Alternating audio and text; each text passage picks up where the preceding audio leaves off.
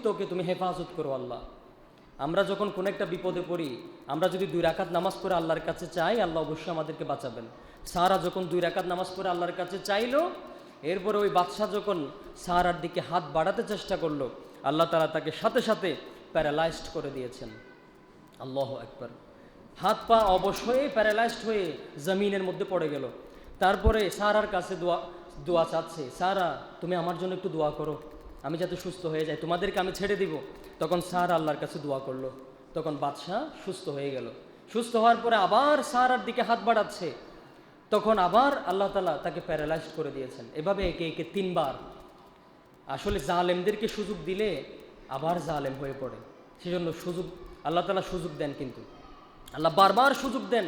সুযোগ দিতে দিতে ইন্না বাতশা রাব্বিকা লাশাদীদ, আল্লাহ ধরে না, ধরলে কিন্তু ছাড়ে না, আল্লাহর ধরা খুব কঠিন। 3য়বারে আবার দোয়া করলো, আবার সুস্থ হলো। এরপরে সে বাদশা বলতেছে, এই সাহারাকে ছেড়ে দাও, এই তো জাদুকর, এই জাদুকরিনী নারী, একে ছেড়ে দাও এবং তার স্বামীকেও ছেড়ে দাও, এবং আমার এলাকা থেকে তাদেরকে একটা দাসী দিয়ে দাও, গিফট করো। তখন তো দাসী গিফট করার প্রচলন ছিল। তখন হাজার, আমরা যাকে হাজারা আলাইহিস সালাম বলি, হাজারা, এটার মূল নাম হচ্ছে, সঠিক উচ্চারণ হচ্ছে হাজার, ওনাকে দাসী হিসাবে ইব্রাহিম এবং সারাকে গিফট করে দেয়া হলো। গিফট করে দেওয়ার পর তারা ফিরে আসলেন আবার ফিলিস্তিনে, মিশর থেকে ফিলিস্তিনে ফিরে আসলেন। এখন দেখেন কি হলো, ইব্রাহিম আলাইহিস সালামের বয়স 80 বছর প্লাস হয়ে গেল, কিন্তু ইব্রাহিম সারার গর্ভে কোনো সন্তান আসতেছে না। আসলে সন্তান যে হয় না, সেটা কার হুকুম?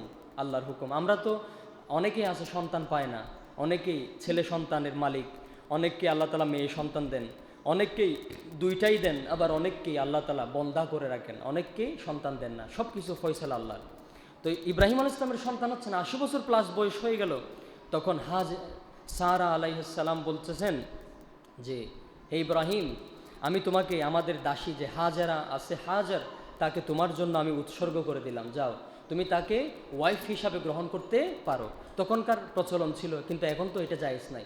তখন এই যে দাসী যারা ছিল তাদেরকে সেমি ওয়াইফ, অর্থাৎ ওয়াইফের মতো তাদের সাথে আচরণ করা যেত। তখন তাদের সাথে ইব্রাহিম আলাইহিস সালাম এবং হাজার আলাইহিস সালাম স্বামী স্ত্রী হিসাবে বসবাস করা শুরু করলেন। তাদের গর্ভে আল্লাহ সুবহানাহু ওয়া তাআলা তাদের ঘরকে আলোকিত করে দিয়েছেন নবজাতক শিশু ইসমাঈল আলাইহিস সালামকে। সুবহানাল্লাহ। ইসমাঈল জাবিহুল্লাহ কয় বছর বয়সে? 86 বছর বয়সে। আল্লাহু আকবার। তো 86 বছর বয়সে কিন্তু ইব্রাহিম কিন্তু আল্লাহর কাছে চেয়ে নিয়েছিলেন, আল্লাহ আমাকে সন্তান দেন। কার কাছে চেয়েছিলেন? আল্লাহর কাছে। আমরা যাই মাজারে, আমরা যাই হুজুরের কাছে, হুজুর তাবিজ দেন, মাজারের কাছে গিয়ে বলি বাবা সন্তান দেন। কিন্তু ইব্রাহিম চেয়েছিল কার কাছে? আল্লাহর কাছে। ইব্রাহিম যখন আল্লাহর কাছে চেয়েছিল, আল্লাহ তাআলা সাথে সাথে 86 বছর বয়সে হলেও তাকে সন্তান দিয়েছেন, ইসমাঈল আলাইহিস সালামকে। সুবহানাল্লাহ। তারপরে আল্লাহর হুকুমে এরপর ইসমাঈল আলাইহিস সালাম এবং হাজার আলাইহিস সালাম দুজনকেই আল্লাহ তাআলা ইব্রাহিমকে একটা বড় পরীক্ষা দিলেন, যে দুজনকে নিয়ে মরুভূমিতে রেখে আসো। ফিলিস্তিন থেকে প্রায় 1200 কিলোমিটার দূরে। কত কিলোমিটার? 1200 কিলোমিটার দূরে মক্কার মরুভূমিতে রেখে আসার জন্য আল্লাহ হুকুম করলেন। সে মক্কায় তখন কোনো মানুষ ছিল না। এখন তো মক্কা একটা মডার্ন সিটি, কিন্তু তখন মানুষ ছিল না, জনমানব শূন্য মরুভূমি। আল্লাহ বলছেন হাজার এবং ইসমাঈল ছোট বাচ্চা দুজনকে রেখে আসো হে ইব্রাহিম মরুভূমিতে। তখন তিনি ফিলিস্তিন থেকে 1200 কিলোমিটার দূরে মক্কায় মরুভূমিতে রেখে আসলেন, কিছু খেজুর আর কিছু পানি দিয়ে। রেখে যখন চলে আসতেছেন, আল্লাহর হুকুম তো মানতে হবে, রেখে আসলেন মরুভূমিতে। আল্লাহর হুকুম যেভাবে বলে আল্লাহর হুকুম সেভাবে মানতে হয়। ইব্রাহিম যখন তাদেরকে রেখে চলে আসতেছেন, ছোট বাচ্চা, কলিজার টুকরা স্ত্রী দুজনকে রেখে চলে আসার সময় হাজার আলাইহিস সালাম ডাক দিলেন, হে ইব্রাহিম একটু শোনো, আপনি কি আপনার ইচ্ছায় আমাদেরকে রেখে যাচ্ছেন নাকি আল্লাহর ইচ্ছায়? শুধু একটা প্রশ্ন করেছিলেন, যে আপনি কি আপনার ইচ্ছায় আমাদেরকে এই মরুভূমি জনমানব শূন্য, যেখানে মানুষ নাই, কিছুই নাই, গাছপালা নাই, এখানে রেখে যাচ্ছেন, আমাদেরকে কি আপনার ইচ্ছায় রাখতেছেন নাকি আল্লাহর ইচ্ছায়? তখন ইব্রাহিম জবাব দিল, আল্লাহর ইচ্ছায়। তখন সাথে সাথে হাজার আলাইহিস সালাম বলতেছেন, ইযান লা ইউদাইয়ুনা, আল্লাহর যদি ইচ্ছা হয় আমাদেরকে এখানে রাখবেন, তাহলে আল্লাহ কখনো আমাদের ক্ষতি করবে না। সুবহানাল্লাহ। মানে আল্লাহর হুকুম যদি আমাদেরকে এখানে রাখাটা হয়, তাহলে আল্লাহ কখনো আমাদেরকে এখানে বিপদে ফেলবেন না, আমাদেরকে অবশ্যই খাদ্য পানীয় ব্যবস্থা করে দিবেন। কতটা আল্লাহর উপর তাওয়াক্কুল থাকলে কথা বলতে পারে। আর কেমন স্ত্রী, কেমন স্বামী, যেই স্বামী আল্লাহর হুকুম পাওয়ার পরেই নিজের ছোট্ট বাচ্চা এবং স্ত্রীকে রেখে আসলো মরুভূমিতে। আর কেমন স্ত্রী, যেই স্ত্রী একটা প্রশ্নও করে নাই ইব্রাহিমকে যে আমাদেরকে এখানে রেখে যাও না, আমাদেরকে নিয়ে যাও, বলে নাই যদি আল্লাহর ইচ্ছা যদি হয়ে থাকে তাহলে আমরা এখানে থাকবো, সমস্যা নেই। তখন ইব্রাহিম ফিরে আসলেন আবার ফিলিস্তিনে, সেই মক্কা থেকে আবার ব্যাক টু দ্য প্যালেস্টাইন আবার ফিরে আসলেন। এখন আল্লাহর কাছে দোয়া করতেছেন, আল্লাহ আমি আমার স্ত্রীকে, আমি আমার কলিজার টুকরা সন্তানকে মরুভূমিতে রেখে আসলাম। রব্বানা ইন্নী আসকানতু মিন যুররিয়াতি বিওয়াদিন গায়রি যী যারইন ইনদা বাইতিকাল মুহাররম। হে আল্লাহ, আমি তাদেরকে একটা ব্যারন অ্যান্ড আনফার্টাইল ল্যান্ড, জনমানব শূন্য, যেখানে কোনো গাছপালা নাই, অনুর্বর একটা জায়গায় আমি তাদেরকে, আমার পরিবারকে রেখে আসলাম। আল্লাহ তাদেরকে হেফাজত করেন। তিনি তার দোয়া করলেন এভাবে, রব্বানা, হে আমার রব, লিয়ুকিমুস সালাত, তারা যেন নামাজ কায়েম করে, ফাজআল আফইদাতাম মিনান নাসি তাহউই ইলাইহিম, এবং পুরো বিশ্বের মানুষকে তাদের দিকে আপনি ঝুঁকিয়ে দেন। আল্লাহর কাছে দোয়া করতেছেন, আরো দোয়া করতেছেন, আল্লাহ ওয়ারযুকহুম মিনাস সামারাত, তাদেরকে বিভিন্ন ফল ফলাদি দিয়ে তাদেরকে রিজিক দেন, লাআল্লাহুম ইয়াশকুরুন, যেন তারা শুকরিয়া আদায় করতে পারে। আল্লাহর কাছে রিজিক চাইলেন ইব্রাহিম। এরপরে বললেন, রব্বি জাআল হাযা বালাদান আমিনা, হে আল্লাহ এই শহরের মধ্যে আমার স্ত্রীকে, আমার সন্তানকে রেখে এসেছি, কেউ নাই, কোনো মানুষ নাই, এই শহরটাকে আপনি নিরাপদ করে দেন। সুবহানাল্লাহ।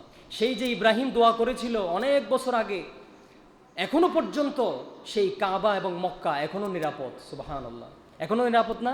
সেখানে হেরেমের ভিতরে কোনো মারামারি আছে, কোনো কাটাকাটি আছে, কোনো কিছু জায়েজ নাই। আল্লাহ এই শহরটাকে নিরাপদ করে দিয়েছেন। কার দোয়ায়? ইব্রাহিম আলাইহিস সালামের দোয়ায়। তিনি এরপরে বলেছেন, ওয়ারজুক আহলাহু মিনাস সামারাত, এবং এর মক্কাবাসী যারা আছে তাদেরকে আপনি ফল ফলাদি দেন। মান আমানা মিনহুম বিল্লাহ, যারা আল্লাহর প্রতি ঈমান এনেছে, ওয়াল ইয়াউমিল আখির, এবং আখিরাতের প্রতি বিশ্বাস করেছে। এখন ইব্রাহিম দোয়া করলেন। আবার ফিলিস্তিনে আসার পরে ইব্রাহিম আলাইহিস সালাম তাদেরকে মিস করা শুরু করলেন। আহা, 86 বছর বয়সে একটা সন্তান পেয়েছেন, আবার তাকেও ছোট বয়সে আল্লাহর হুকুমে রেখে আসতে হলো মরুভূমিতে। এখন তাদের জন্য কলিজা জ্বলে, তাদের জন্য মন কাঁদে, তাদেরকে মিস করা শুরু করলো। তখন তিনি, আল্লাহ বলছেন, না ইব্রাহিম, সন্তানদের ভালোবাসা, স্ত্রীদের ভালোবাসাকে তোমার হৃদয়ে জায়গা দিও না, তোমার এই হৃদয়ে আমাকে সবচেয়ে বেশি প্রায়োরিটি দিতে হবে। আল্লাহু আকবার। আচ্ছা, আমাদের কলিজায়, আমাদের হৃদয়ে আল্লাহর ভালোবাসার চাইতে সন্তান, স্ত্রী, পরিবার, ধন সম্পদ, টাকা পয়সা, ব্যবসা বাণিজ্য, এগুলোর ভালোবাসা বেশি। সত্য কিনা বলেন? একদম 100% সত্য। আমরা কিন্তু আল্লাহকে সবচেয়ে বেশি ভালোবাসি না, রসুলকে ভালোবাসি না। রসুল বলেছেন, যে ব্যক্তি আমাকে সবচেয়ে বেশি ভালো না বাসবে সে কখনো পরিপূর্ণ ইমানদার হতে পারবে না। কিন্তু আমরা তো আজকে পরিবারের ভালোবাসায় মত্ত হয়ে আছি, ভুলে গেছি আল্লাহ, ভুলে গেছি রসুল। সেজন্য ইব্রাহিম যখন তাদেরকে মিস করা শুরু করলেন, আল্লাহ বলছেন, না হে ইব্রাহিম, এখন তোমাকে আরও বেশি, সবচাইতে আরও বড় পরীক্ষাতে দিব, আরও বড় পরীক্ষা নিব তোমার কাছ থেকে। তখন আল্লাহ তাআলা স্বপ্নে দেখালেন ইব্রাহিমকে, হে ইব্রাহিম, যে কলিজার টুকরা সন্তান ইসমাইলকে জবেহ করো। জবেহ করার স্বপ্ন দেখলেন একমাত্র সন্তান যাকে তিনি পেয়েছেন 86 বছর বয়সে। এই কলিজার টুকরা সন্তানকে জবেহ করার স্বপ্নে যখন দেখলেন, তখন তিনি ফিলিস্তিন থেকে আবার মক্কায় চলে এসে সেই পরীক্ষাটাও তিনি পাশ করলেন। ইসমাইলকে যখন শোয়াই দিলেন, ইসমাইলের উপরে ছুরি চালাচ্ছেন, এই বিস্তারিত ঘটনা আমরা ইসমাইল আলাইহিস সালামের জীবনী যখন শুনবো তখন পড়ব ইনশাল্লাহ। দেখেন, এরপরে ইসমাইলকে জবেহ করার এই পরীক্ষাতেও তিনি উত্তীর্ণ হয়ে, পাশ হয়ে তিনি আবার ফিলিস্তিনে চলে আসলেন মক্কা থেকে। দেখেন কি সফরময় একটা জীবন। মক্কা থেকে প্যালেস্টাইন, প্যালেস্টাইন থেকে মক্কা, মিশর, তার জীবনটা ছিল হিজরত এবং সফরে পরিপূর্ণ। তিনি ফিলিস্তিনে চলে আসলেন। আল্লাহ তাআলা আবার খুশি হয়ে ইব্রাহিম আলাইহিস সালামকে আরও একটি সন্তান দান করলেন। সুবহানাল্লাহ। কার গর্বে? ওই যে স্ত্রীর সন্তান হয় না, সারা আলাইহিস সালাম, ওই সারার গর্বে আল্লাহ সুবহানাহু ওয়া তাআলা ইসহাক আলাইহিস সালামকে দিয়েছেন। আলহামদুলিল্লাহ। আমরা যে তাফসির করতেছি এখানে, আমরা যে তাফসিরুল কোরআন করি প্রতি ফজরের পরে, আসরের পরে, এশার পরে, ওখানে আমরা শুনেছি না ইব্রাহিম আলাইহিস সালামের দুজন সন্তান, একজন হচ্ছে ইসমাইল, আরেকজন হচ্ছেন ইসহাক। এই যে ইসহাক আলাইহিস সালাম থেকে অনেক নবী রাসূল এসেছেন, কিন্তু ইসমাইল আলাইহিস সালামের বংশে একজন নবী এসেছেন, তিনি মুহাম্মদুর রাসূলুল্লাহ সাল্লাল্লাহু আলাইহি ওয়াসাল্লাম। আল্লাহ তাআলা আরেকটি সন্তান দিলেন, বয়স তখন 100। 100 বছর বয়সে আল্লাহ সন্তান, দ্বিতীয় নাম্বার সন্তান দিলেন কাকে? ইসহাক আলাইহিস সালামকে। আর 100 তখন ইব্রাহিম আলাইহিস সালামের বয়স ছিল 100, আর সারার বয়স ছিল 90। সারার বয়স কত ছিল? 90। আল্লাহ চাইলে 90 বছরের মেয়েকেও, মহিলাকেও সন্তান দিতে পারেন। ইসমাইল আলাইহিস সালাম ছিলেন প্রথম সন্তান। তার 14 বছর পরে আল্লাহ দ্বিতীয় সন্তান দিলেন, তার নাম হচ্ছে ইসহাক আলাইহিস সালাম। আল্লাহর কাছে এবার শুকরিয়া আদায় করতেছেন ইব্রাহিম বলতেছেন, আলহামদুলিল্লাহিল্লাযী ওয়াহাবা লি আলাল কিবারি ইসমাঈল ওয়া ইসহাক ইন্না রাব্বী লাসামিউদ দুআ। এবার আল্লাহর কাছে শুকরিয়া আদায় করলেন, আল্লাহ আলহামদুলিল্লাহ, সমস্ত শুকরিয়া তোমার। ওয়াহাবা লি আলাল কিবার, আমাকে বৃদ্ধ বয়সে আপনি আমাকে ইসমাঈলকে দিয়েছেন, ইসহাককে দিয়েছেন। আল্লাহ আপনি হচ্ছেন লাসামি, আপনি সব কিছু শুনেন, আপনি লাসামিউদ দুআ, আপনি দোয়া শুনেন, দোয়ার জবাব দেন। তা এখনও যদি আমরা আল্লাহকে ডাকি, আল্লাহ কি আমাদের দোয়ার জবাব দিবে না? অবশ্যই দিবেন। আমরা বৃদ্ধ বয়সেও আল্লাহর কাছে সন্তান চাইতে পারি। এখন ইসমাইল বড় হচ্ছে মক্কায়, ইসহাক আলাইহিস সালাম বড় হচ্ছে ফিলিস্তিনে। দুইটা বড় শহরের মধ্যে বড় হচ্ছেন। এরপর ইব্রাহিম আলাইহিস সালামের বয়স এখন শেষ পর্যায়ে। এখন আল্লাহ বলতেছেন, ইব্রাহিম তোমাকে এবার আরও বড় একটি মিশনে পাঠাবো, সেটা হচ্ছে রিকনস্ট্রাকশন দ্য কাবা। কাবা শরীফকে পুনর্নির্মাণ করতে হবে। আচ্ছা বলেন তো, সর্বপ্রথম কাবা শরীফকে কারা বানাইছিল? ফেরেশতারা। দ্বিতীয় নম্বরে বানাইছিলেন আদম আলাইহিস সালাম। তৃতীয় নম্বরে নূহ আলাইহিস সালাম। নূহ আলাইহিস সালামের একটা বড় বন্যা হয়েছিল, প্লাবন। ওই প্লাবনের কারণে কাবা আবার কনস্ট্রাকশন বা সংস্কারের উপযোগী হয়ে পড়েছিল। তখন আল্লাহ তাআলা চতুর্থবারে ইব্রাহিম আলাইহিস সালামকে হুকুম করলেন, তুমি এবার কাবা নির্মাণ করো, কাবা সংস্কার করো। তখন ইব্রাহিম আলাইহিস সালামকে আল্লাহ দেখিয়ে দিলেন কিভাবে কি করতে হবে।